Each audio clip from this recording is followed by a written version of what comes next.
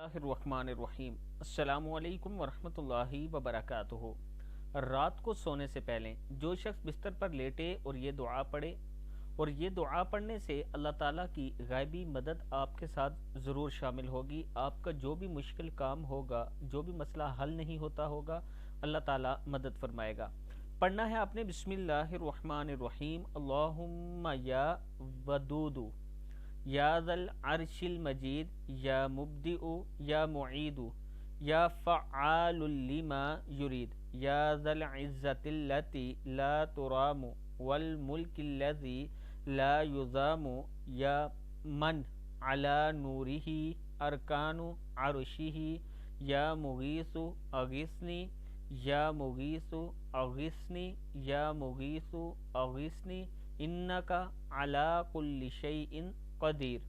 پھر پڑھ لیں اللہم یا ودود یا ذا العرش المجید یا مبدئ یا معید یا فعال لما یرید یا ذا العزة التي لا ترام والملک الذي لا یضام یا من على نوره ارکان عرشه یا مغیث اغثنی یا مغیث اغثنی یا مغیث اغثنی انک علی کل شیء قدیر۔